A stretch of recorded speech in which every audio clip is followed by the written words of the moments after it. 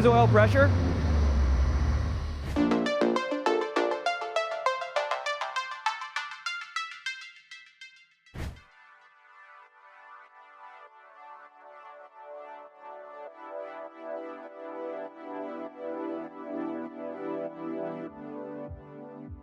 With the engine finally running, all attention was turned to its supporting components.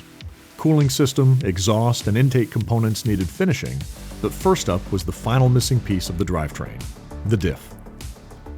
The original 190E differential wasn't going to give the golden arrow the performance it required, but a fresh clutch-type LSD from OS Geekin would do the trick. Here's the original differential that came with this car, completely open, and as you can see, it's very thin in one section, and that allows it to kind of snake in here and spin around these corners very easily, right? Even with the ring gear bolted to it, it can still do the same thing. Now this one, we can't actually have the ring gear bolted in when we slide it in, so we have to kind of hold the ring gear up to the diff, slide the whole unit in, get it in place, then we can actually go ahead and bolt the ring gear to the diff. So you can see how tight it really is. And that's why we had to shave down so much of this, is just to be able to get this unit in here. So now that we finally got this thing in, we're gonna put the bolts through with some Loctite. I'm holding the ring gear to the spool itself, and we're gonna straighten this whole thing out. We're gonna get the bearing cups in, put the snap rings in, and we should have a fully assembled diff at that point. It just needs to be sealed up. The original open differential would provide power to only one wheel under hard acceleration and in the corners, making it tricky to handle and struggle to put down power. The LSD will evenly distribute power across the rear axle, making the car far more predictable and playful.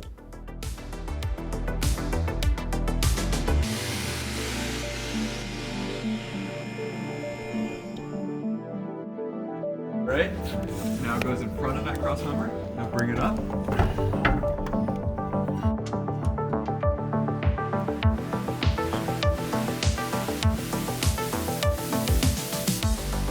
Once installed, the LSD was mated up with the custom carbon fiber drive shaft from the Driveshaft shop.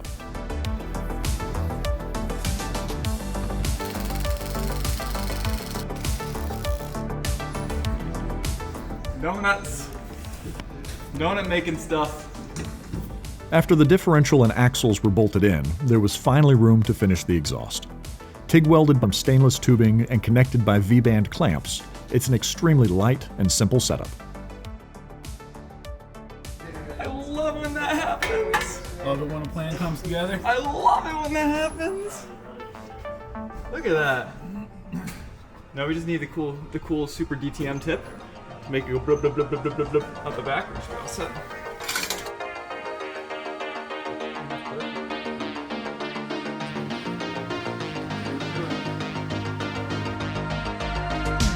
Unable to use the standard parts from the 133, the team needed to get creative scavenging parts off the shelves from other cars to make the cooling system work.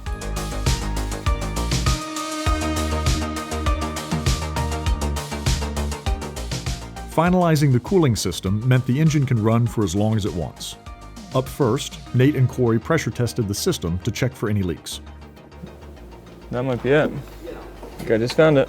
Right here on this adapter that we welded up for the turbo cooling, you can see right here, it's just weeping just a little bit on it. Looks like either the start or the end of the weld. So yeah, we're going to pull that part off. We're going to check, see what we can do to seal it up.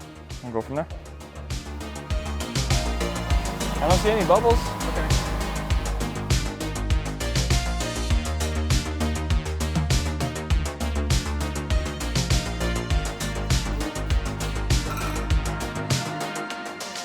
Corey fixed the leak. Survey says.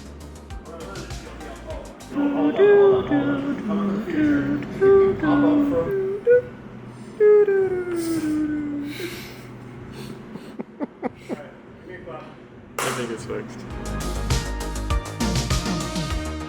We vacuum tested it and then pressure tested it a number of times. Found a couple small pinhole leaks. Corey tidied them up with a welder. We now pressurize the system, held pressure for a long time, no leaks. So we just put some coolant in it and we're gonna go fire the engine up and run it for longer than like 15 seconds for the first time. So pretty exciting.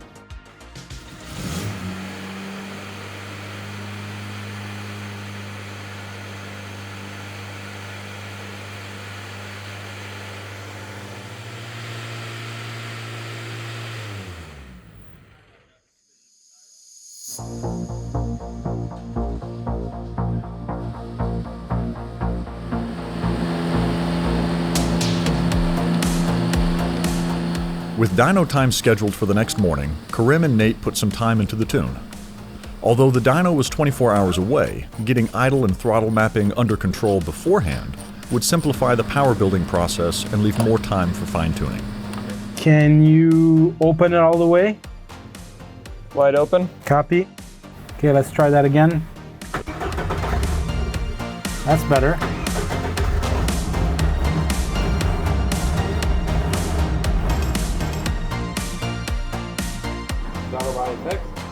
Throttle body fixed. You're welcome. My fingers did that. Nate's fingers are awesome.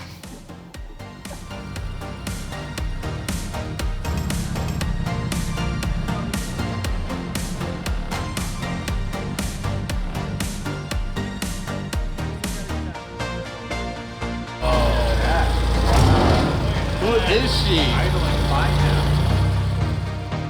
Full systems check, front to back, making sure the car doesn't fall apart, doesn't overheat, that we have a fan to be able to work with, that we can play with the boost controller to make it understand what we're trying to do, and a whole bunch of interesting and boring stuff for you to film tomorrow.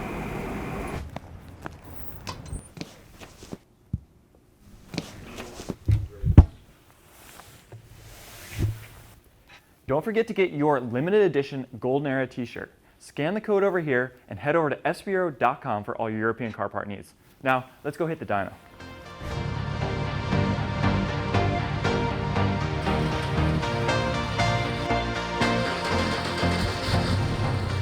After pushing the lifeless shell around for months, watching it drive under its own power was quite the feat.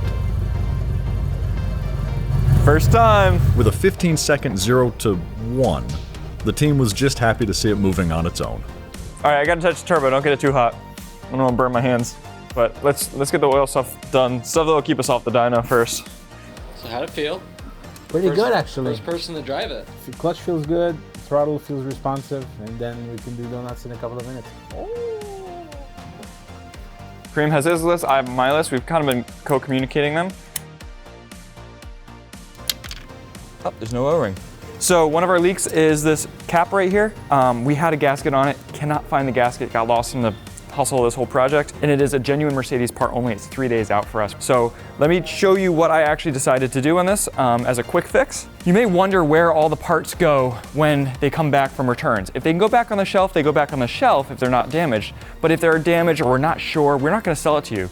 And so all of those extra parts are actually gifted to our motorsport department in the garage here as extra spares. You can see we have boxes of extra bolts, things that came back from kits. We have clamps and gaskets. And luckily, in one of those boxes, we had a box of seals and O-rings. So I basically went digging through here, picked out all the ones that seemed similar. It has to be a rectangular O-ring, has to basically seal up on the surfaces.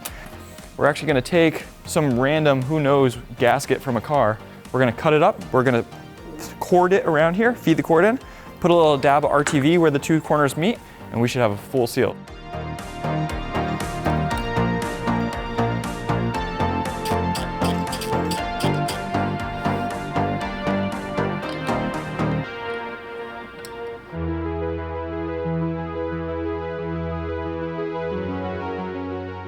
Now we're gonna go bring it outside before lunch, and we're gonna run the car up to temperature, make sure that our solutions are final.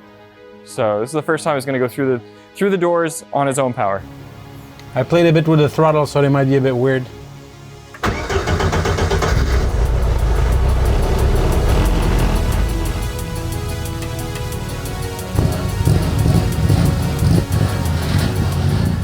With the oil leak fixed, it was time for Karim to put the safeties in place on the Motec. Those entailed setting the oil, coolant, boost, and fuel limits in the ECU.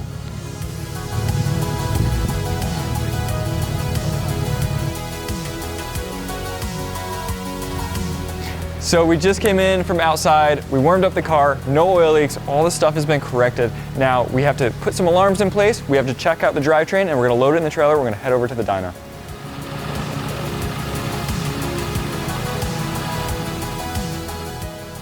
After countless hours of planning, cutting, welding, and wiring, the 190E is alive and well for the first time.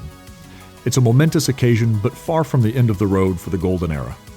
Karim was able to set up the ECU for startup and a smooth idle, but a proper dyno was next on the books to push the M133 up to its potential.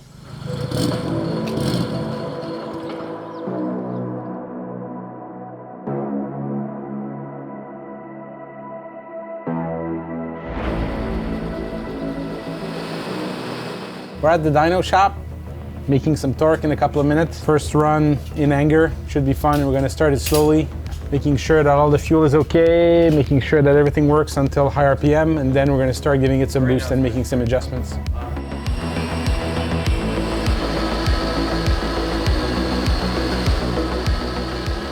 A little oil smoke during its initial power run was expected, given how long the engine sat.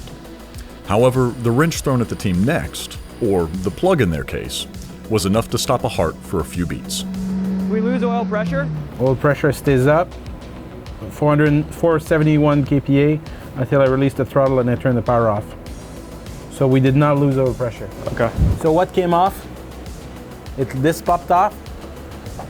What does that do? It's a little block off plug. It used to be the PCV vent. Where is it in the block? It's down low in the back, like above the starter, and it just popped out of the block. Luckily, I think we kept oil pressure in it, so when we killed it, we hopefully didn't kill the engine. So we just got to clean up the oil. So we got a lot of oil under it too. I mean, we probably lost 4 quarts. And that just came off? It came out, yeah. Must have vibrated loose and come out.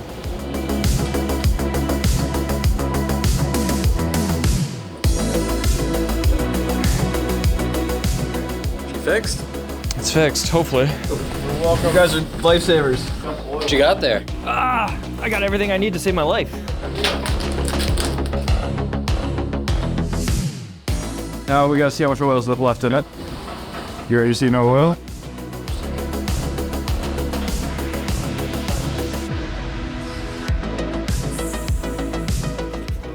Nothing. Yeah.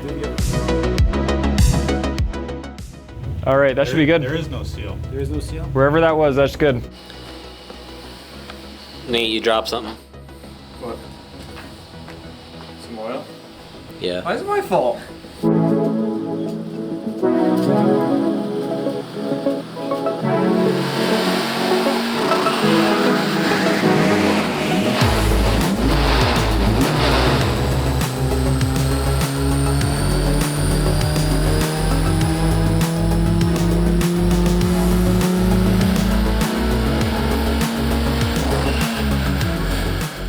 Give me an update. How are we looking? So far so good. We're into tuning the boost now, in boost range. We're pushing just a little tiny bit of boost. I'm just curling my toes, trying to see how it reacts. Now it's time to make some boost, boys. Time to get serious.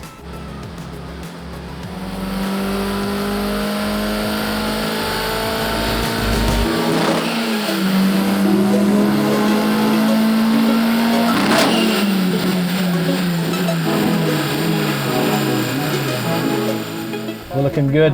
We're starting to get a little bit cross-eyed with the fumes, but it's all good. And I need to remind you, How much boost are we running? we have St. Nate's butt right now. We're running 1.2 bars of boost, but I'm trying to get the boost to be as linear as possible with the increase so that it's the most drivable. So if you guys get out of the corner and stomp on it, you're not gonna start doing the sausage out of the corner. A few more pulls, a bit more boost, adjust timing, adjust the cams a tidy little bit. I think it needs a bit of a smidge. And then I think we'll be good. I like the way the torque's coming in. I like the way the horsepower is coming in on the graph. So I think it's gonna be short and sweet for this one.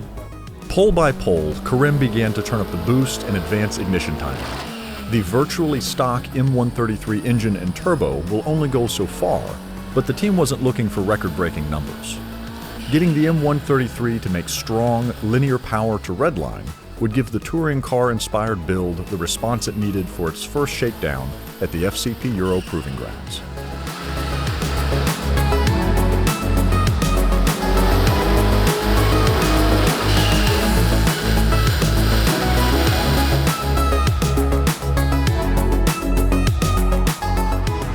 The tuner's tired. Oh my God. How's it going so far? Not so bad, not so bad.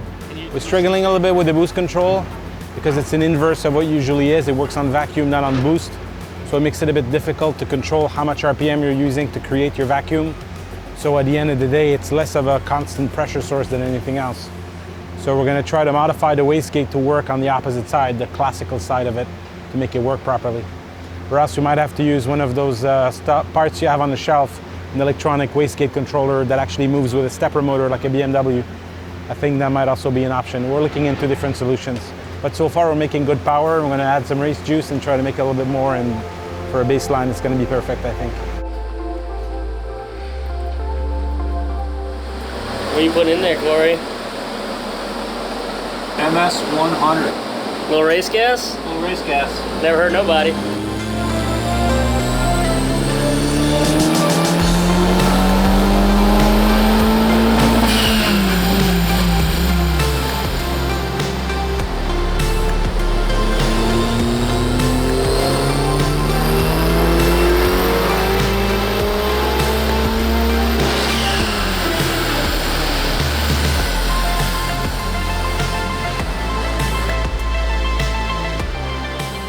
The day went pretty good. We started with a splooge of oil, finished up with a dry engine in good condition.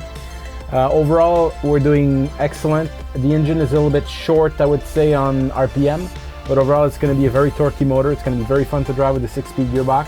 Right now we're making at the wheels about 340 horsepower, which is a bit more than 400 at the engine. And max torque is 340 at the engine, which is going to be a super sweet, super linear engine. Short RPM, so you don't have to wait for hours and hours before you shift. It's going to be a true fun European car, I'm pretty sure. This thing, man, vibrates the f out of a lifetime. It's just ridiculous. It's a real race car. I'm like, oh, is that a misfire? No, it's just something else going haywire. Oh my God. All right, so Karim's happy, I'm happy. We all inhaled way too much carbon monoxide today. So we're gonna go home, we're gonna rest a little bit, and next time you see us, we're gonna be at Lime Rock Park, giving this car a rip on the track. After months of waiting for a harness, faulty throttle bodies, and evacuating PCV plugs, the Golden Era 190E was finally running. With clear skies and some cool winter tarmac waiting up at Lime Rock Park, the day to see, feel, and hear the culmination of months of work was finally here. Tune in for the final episode of the Golden Era.